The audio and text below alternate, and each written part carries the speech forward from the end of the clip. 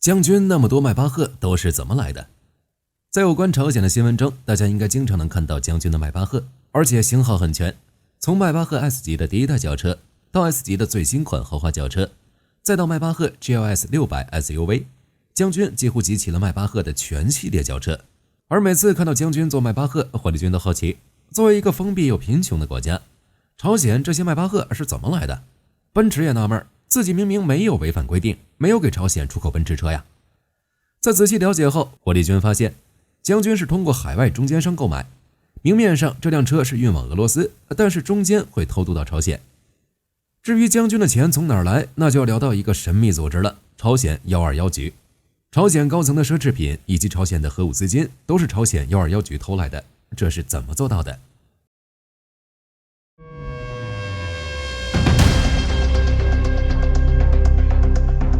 朝鲜121局最近一次出手就是以太币被盗事件。2025年2月21日，加密货币交易平台 Bybit 称，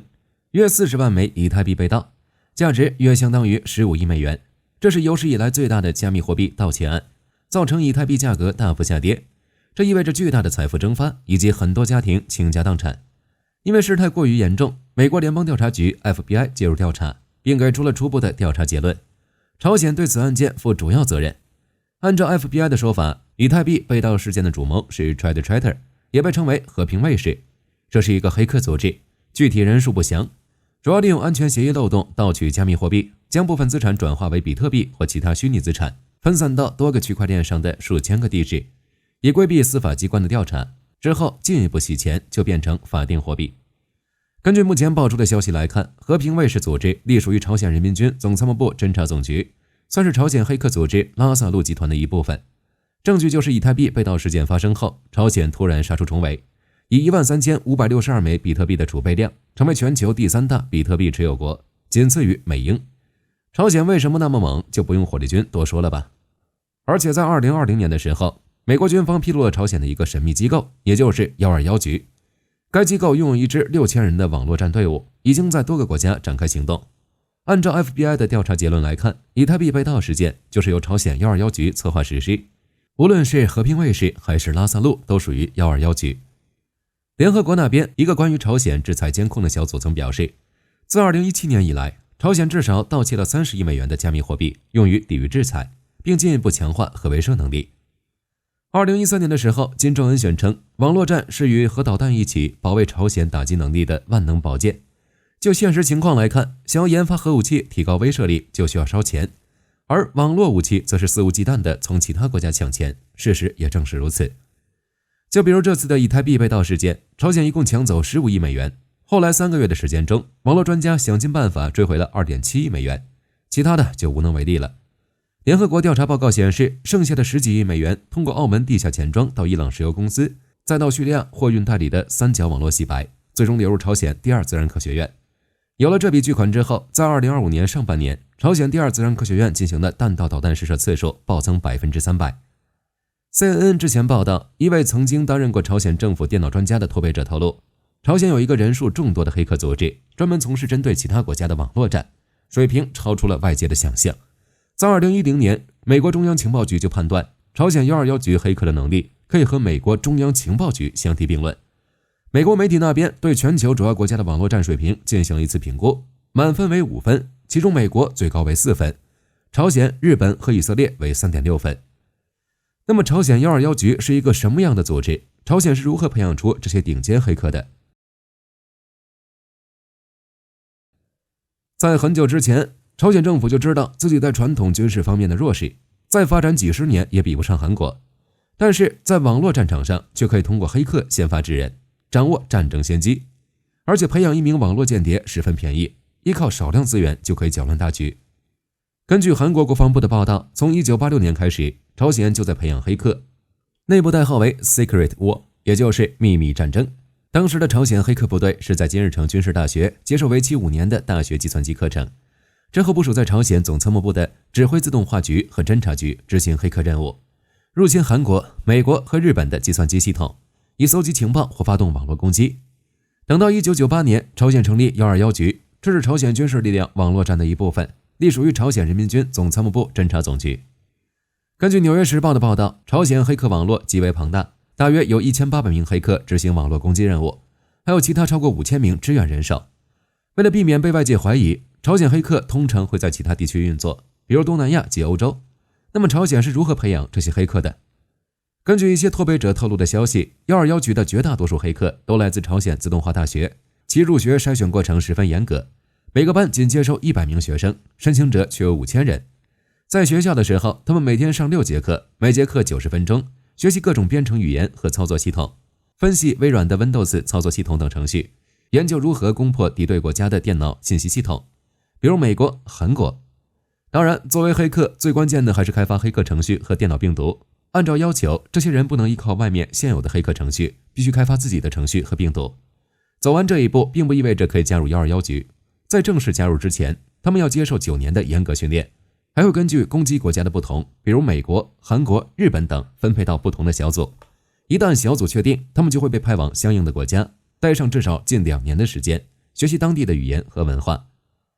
既然那么难，那为什么还有那么多人对其趋之若鹜？答案很简单，加入121局就等于成为朝鲜最上层那1%的人。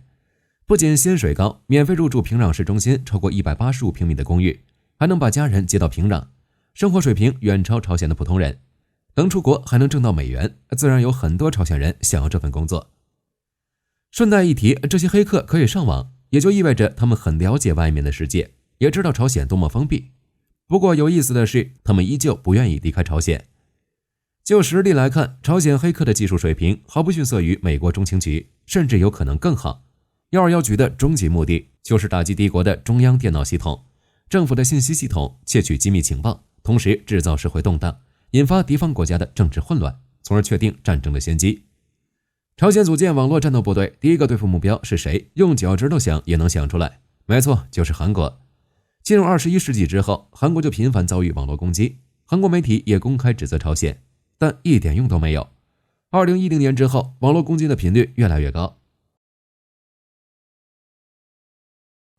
2011年9月15日，韩国仁川机场航空交通中心的电子系统出现57分钟的瘫痪，事后查明这是朝鲜黑客采用恶意代码攻击造成的。之后在2013年又发生了多起大型黑客攻击事件，朝鲜曾策划8个月攻击韩国银行和电视台。2013年3月，韩国 KBS 等3家主流电视台以及6家金融机构的计算机网络因黑客攻击而全面瘫痪，超过 4.8 万台电脑和自动取款机出现故障，当时被称为黑暗首尔案。之后韩国政府展开了调查，结果显示这次网络攻击来自朝鲜，并且策划时间长达8个月。根据韩联社报道，朝鲜在发动攻击的8个月之前就开始搜集目标机构内部电脑和服务商的有关资料，并寻找网络缺陷以发动攻击。当时朝鲜黑客植入的恶意代码有76种，但只有9种是真正具有破坏性的，其他恶意代码仅负责入侵和监视。这可以证明朝鲜在发动网络攻击前做了大量的准备工作。当然，对于这件事，朝鲜直接否认，表示这不是我干的，你别瞎说。面对朝鲜这种打死不认的态度，韩国也没办法，只能公开谴责。但真相如何，大家也都清楚，或许是在之前的攻击中找到了漏洞。接下来，韩国又遭遇了2次网络攻击。2013年6月，韩国16家网站遭到攻击并陷入瘫痪，其中包括青瓦台总统府官方网站。一些被黑的网站首页甚至出现了伟大的金正恩领袖等词语。2013年7月，韩国总统府、国防部、外交通商部等政府部门以及主要银行、媒体网站等再次遭到分布式拒绝服务攻击，瘫痪时间长达4个小时。虽然没有证据，但韩国依旧表示这肯定是朝鲜政府干的。只是即使有证据，朝鲜又能做什么呢？毕竟是网络攻击，总不能拿枪打回去。之后朝鲜对韩国的攻击也没有停止。2016年4月，韩国警方对外披露，朝鲜已透过植入恶意代码入侵了160家韩国政府以及 SK 和韩进集团的14万部计算机，每天的网络攻击超过 1.5 万次。除此之外，朝鲜121局的黑客还能入侵韩国军方网络。2016年9月，韩国军方承认，朝鲜黑客突破韩军国防综合数据中心后，偷走了一些资料，其中包括作战计划5027，这是应对朝鲜半岛爆发全面战争的机密文件。韩国军方直到20天后才发现资料被偷，可见朝鲜121局的实力。不过真正让朝鲜121扬名世界的还是2014年的索尼被黑事件。2014年，索尼娱乐拍摄了一部电影，名为《采访》，内容讲的是一个记者借着采访机会去刺杀金正恩的故事。如果仅仅是这样，索尼大概率不会遭到网络攻击。问题在于，影片中有大量刻意抹黑金正恩的情节，这种事放在其他国家身上都指不定会发生什么事，更别说朝鲜这种搞个人崇拜主义的国家。索尼在发布采访的预告片之后，朝鲜官方媒体就发出警告，表示好莱坞上映有关刺杀朝鲜领导人的喜剧电影属于战争行为。如果美国政府默认或支持电影上映，我们将采取果断而无情的对策。翻译一下，就是敢上架这种电影，我就动手。美国政府自然不会管这种事，这很正常。但索尼显然误会了什么，依旧准备公映采访，结果就是不作死就不会死。2014年11月，索尼影业的网络遭到黑客攻击，自称和平卫队。没错，就是上面偷以太币那波人。这次攻击导致索尼大量安全信息泄露，其中包括员工信息、内部高管邮件以及大量新片的种子、剧本等。除此之外，和平卫队还发表声明，要在上映地点发动袭击。这次网络攻击已经证明了实力，所以美国多家影院当场宣布撤销放映该电影。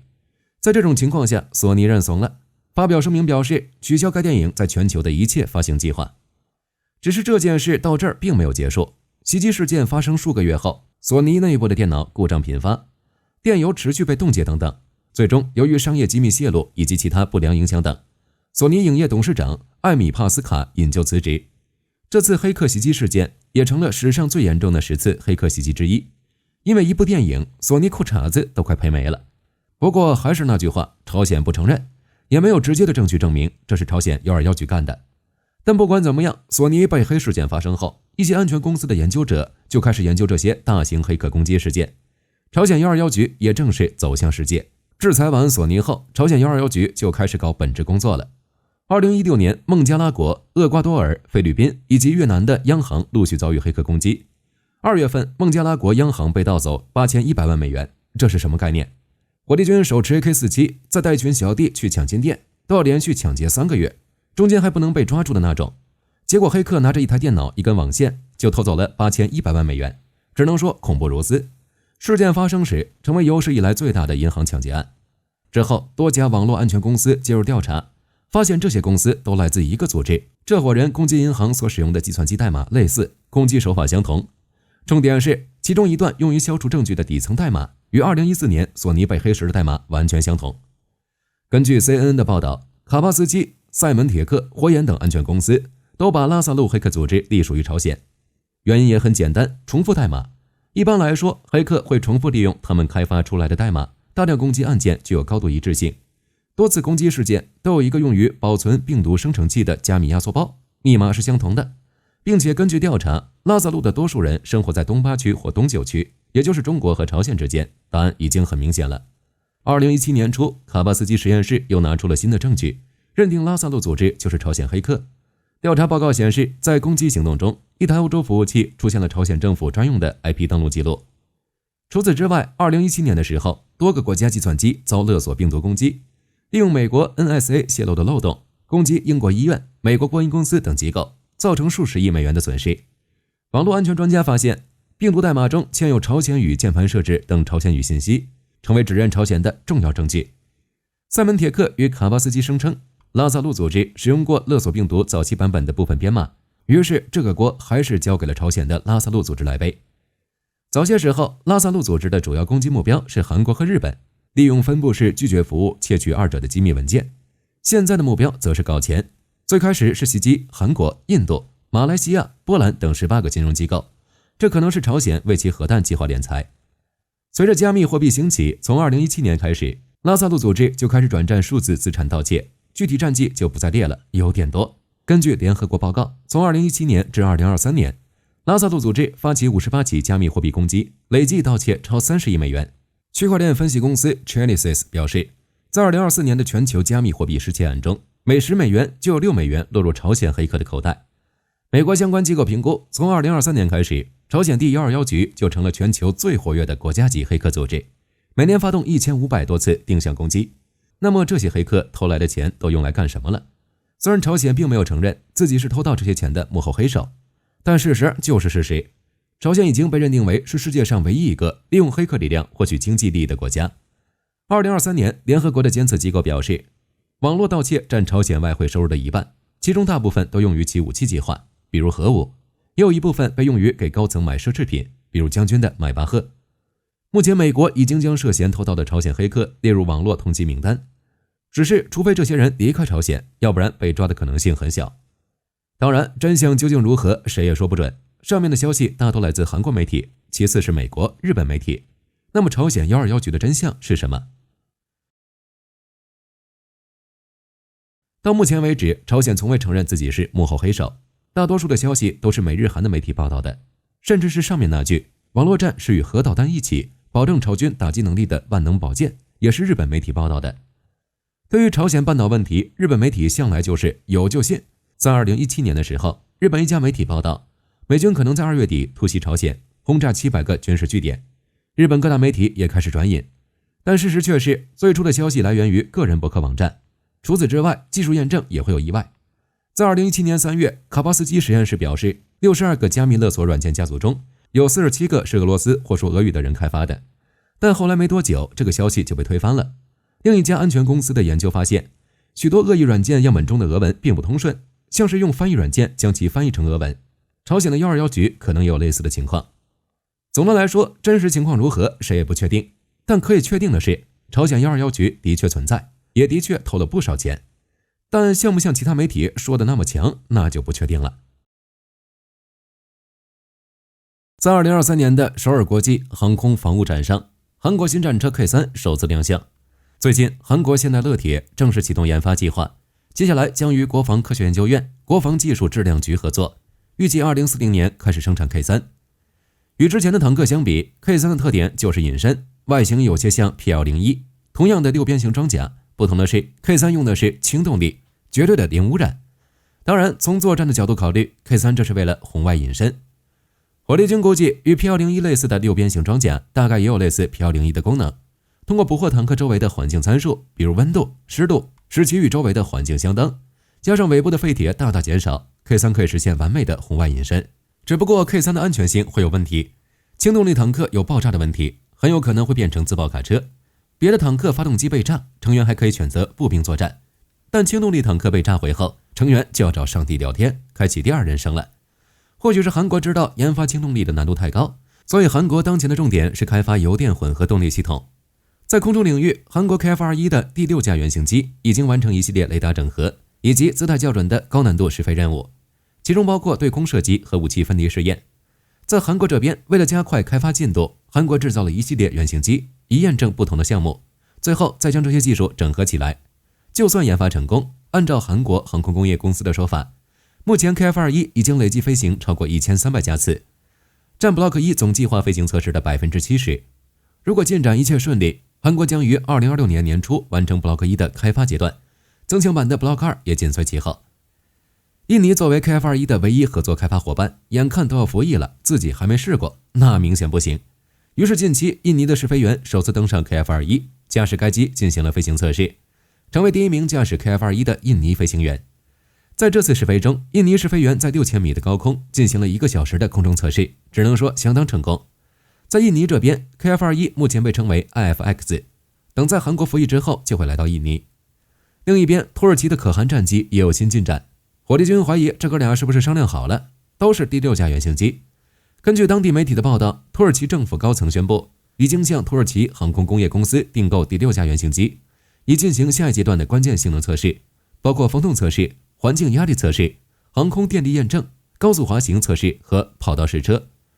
可汗与韩国的 KF-21 都是分阶段测试，除了验证技术之外，土耳其的目的还包括逐步增加自制率，包括在后续批次上换装国产发动机，计划在2035年达到全面作战能力。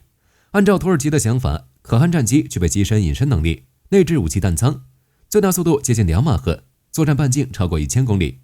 对此，火力军只能说梦里什么都有。好了，这期视频到这儿就结束了。各位觉得韩国121局的黑客是不是像其他媒体说的那样，能与美国中情局的程序员相媲美？可以在视频下方留言，大家一起讨论。喜欢的话不要忘记点点关注。我是火力军，下期见。